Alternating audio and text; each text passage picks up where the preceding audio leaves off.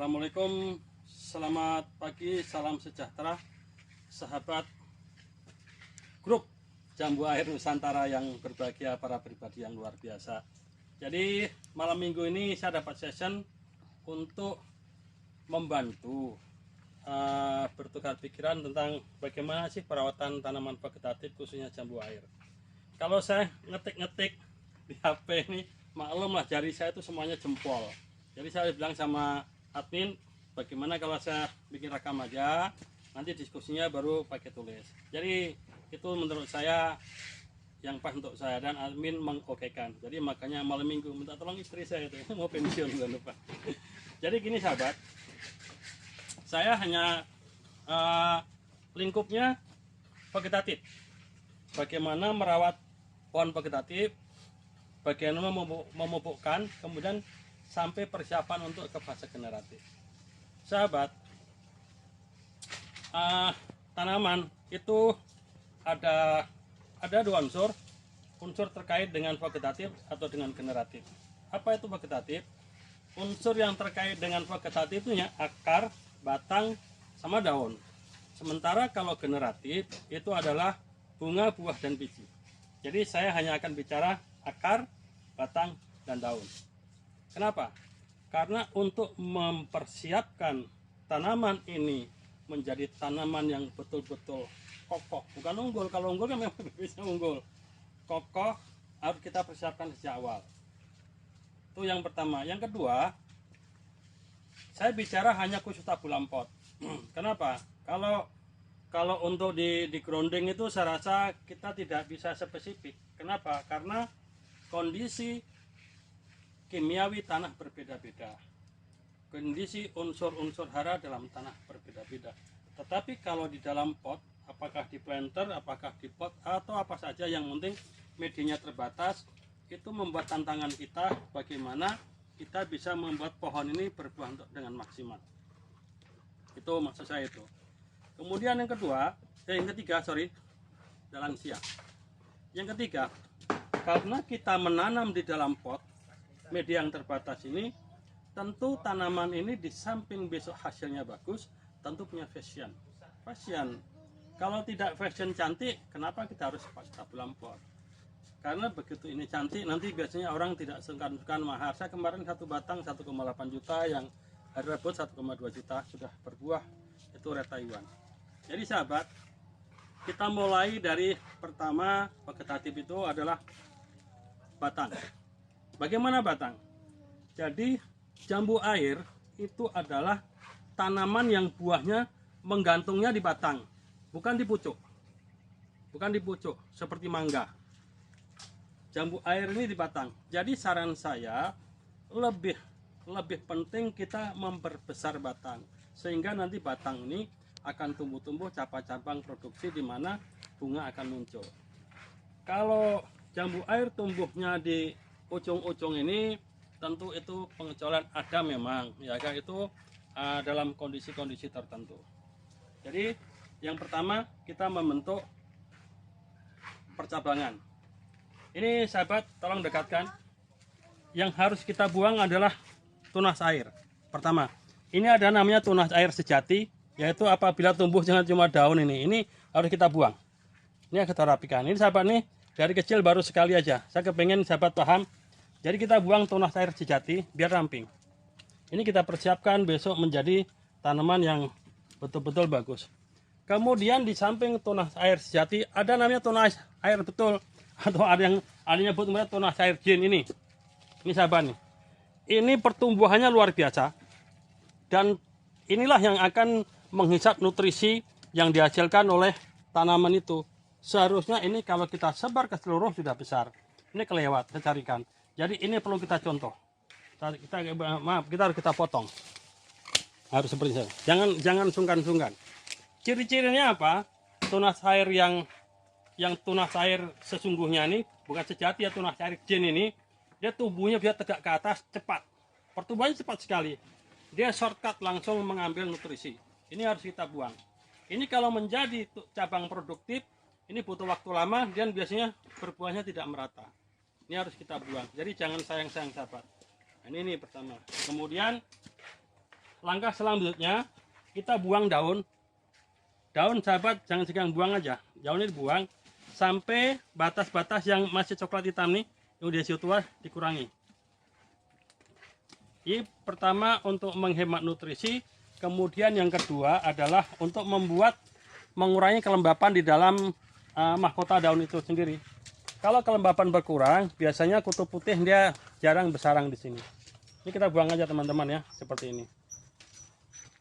Kita membentuk percabangan dulu sahabat nih. Jadi kita desain tanaman ini menjadi tanaman yang betul-betul punya fashion, punya nilai seni, bukan semata buah. Ini sudah menampakkan, ini potong aja nih. Ini sahabat, ini sudah nampak rapinya. Ini buang aja daun-daunnya seperti ini. Nah, sampai batas tanah yang batangnya masih hijau, jangan dibuang daunnya sahabat ya. Yang udah coklat aja, Yang udah coklat sampai buang aja, yang hijau jangan. Udah coklat dibuang aja.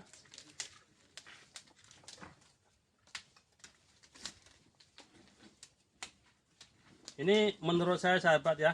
Tapi kalau seandainya sahabat ada referensi atau apa yang misalkan lebih bagus, silahkan ikuti sahabat aja. Kalau misalkan ternyata yang saya sampaikan salah nggak apa. Kita sini kita terbuka, tukar pikiran aja. Assalamualaikum Ustaz. Nah, ini saya kedatangan tamu Ustaz Agus. Ini pakar pertanian. Jadi setelah kita membentuk fashion, membuat tanaman seperti ini ke depan akan memberikan nilai tambah yang bagus sahabat. Jadi sahabat dah perhatikan, dia harus seperti ini. Jadi ini bersih, lapang. Dengan begini kelembapan akan berkurang. Kemudian tungau, kan sering tungau sahabat. Kalau di sini ada kuning-kuning, itu seperti karat itu sehingga tungau itu. Kalau tungau, sahabat bisa semprot pakai akarisida seperti Marsal, semprot jenuh selama 3 hari berturut-turut. Nanti kalau dikinikan sudah kering, berarti tungaunya sudah hilang. Sahabat perhatikan, ini bukan nyombong nih, bersih semua, tak ada tungau. Yang punya banyak tungau. Nah ini sahabatnya, sahabat perhatikan, sudah rapi. Kalau sudah rapi, kita sudah punya modal. Ini pada fase vegetatif yang betul-betul katakanlah maksimal ya. Ini sudah seperti ini, sudah kita buang daun. Ini batang-batang coklat nih. Jadi jangan segan-segan sahabatnya. Ini dia, seperti ini. Sudah rapi.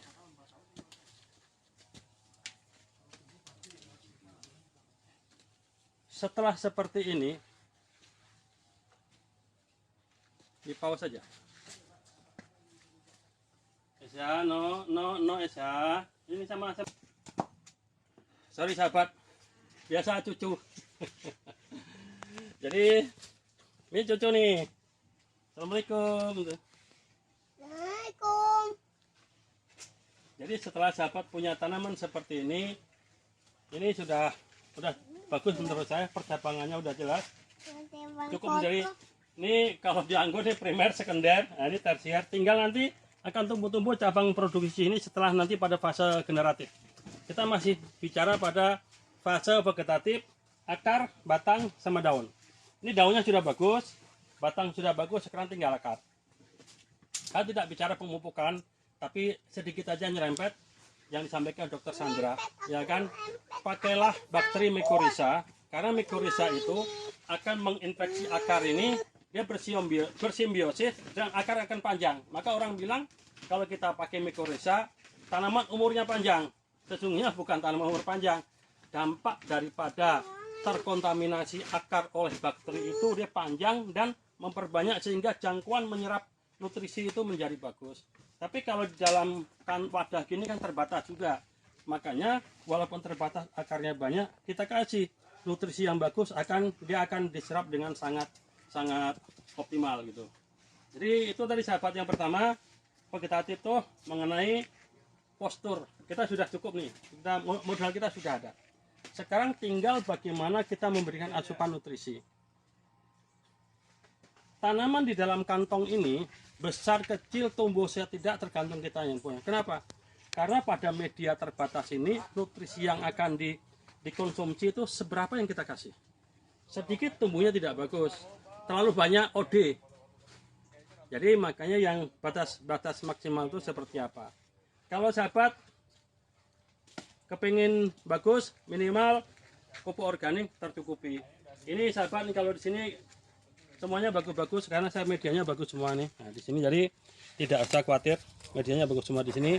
Kalau media sudah bagus seperti ini, kalau sahabat punya pupuk organik boleh dipakai. Pupuk organik itu bisa 20 sampai 1 bulan sekali. Sahabat bisa pakai pupuk yang mengandung N cukup tinggi seperti NPK. NPK 16 bukan 15 ya. 16 itu N-nya tinggi. 16 bisa berikan. Kalau sebesar ini sahabat bisa berikan 1 sendok makan tuh sekitar dalam 15 sampai 20 gram. Itu cukup 1 bulan sekali. Tapi kalau kita punya modal, sahabat bisa belikan KNO3 merah yang CPN Capat Tania. Itu kalau ini cukup 1 sendok air minum aja, lakukan dalam 5 liter, bisa disiramkan, cukup 1 bulan sekali aja sahabat. Jadi cukup di situ. Pak Ci, cucu Pak Ci itu tolong perhatikan. Cucunya itu main apa, perhatikan. Cucu Pak Ci itu perhatikan. Bawa oleh sahabat, maklum aja di kebun. Jadi pupuknya itu, jadi jangan sampai terlambat. Kenapa? Jadi banyak sahabat cerita, saya tanaman saya full organik, buahnya bagus, banyak lebat. Kalau tidak memberikan foto, saya yakin itu hoax. Kenapa? Kalau ditanam di dalam wadah seperti ini, tentu suplai nutrisi akan sangat terbatas. Memang di dalam bahan organik itu terdapat unsur-unsur kalium, natrium, oksigen, magnesium, fosfat, ada semua, tapi organik. Sifatnya adalah slow release, dia akan lambat diserap. Kecuali kalau kita grounding, akarnya bisa sampai bermeter-meter. Tapi kalau di sini tidak, sahabat, kita masih perlu pupuk kimia. Pupuk kimia itu karena dia akan langsung cepat terserap gitu. Jadi saran saya bagi yang planter bag tetap memanfaatkan pupuk kimia. Namun demikian, pemanfaatan bahan-bahan organik itu kita butuhkan untuk membuat tanaman vegetatifnya sehat. Organik itu 60-70% memacu untuk pertumbuhan vegetatif. Jadi untuk generatifnya, untuk bunga, buah dan biji tetap kita butuh dengan yang namanya kimia. Jadi sahabat, ini tadi mulai kita membentuk cabangnya sudah, pemupukan harus kayak unsur NPK 16 atau misalkan bisa pakai urea saja, bisa pakai ZA saja, silahkan. Nanti berimbangkan fosfatnya sedikit, KCl-nya sedikit. Tapi pada prinsipnya, pada fase vegetatif yang sangat kita butuhkan adalah unsur nitrogen yang dominan, bukan yang lain tidak.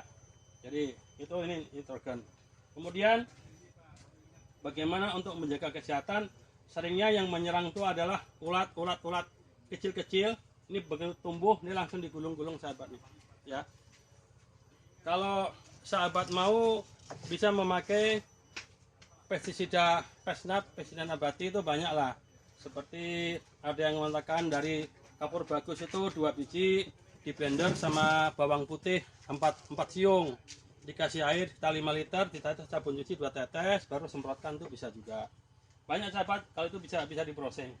Tapi yang saya sampaikan pada kesempatan hari ini adalah bagaimana kita mendesain pohon bisa cantik. Ini persiapan, karena ke depan nanti akan tergantung pada kesiapan kita hari ini atau kesempatan kita mendesain sejak awal bagaimana bentuk tanaman ke depan. Setelah itu bagaimana kita memberikan asupan nutrisi. Asupan nutrisi itu bisa kita berikan dalam bentuk pupuk granul ataupun pupuk cair pakai semprot seperti Gandasil D atau Gropo. Demikian sahabat yang dapat sampaikan. Terima kasih, ada kurangnya mohon maaf. Harus ketahui.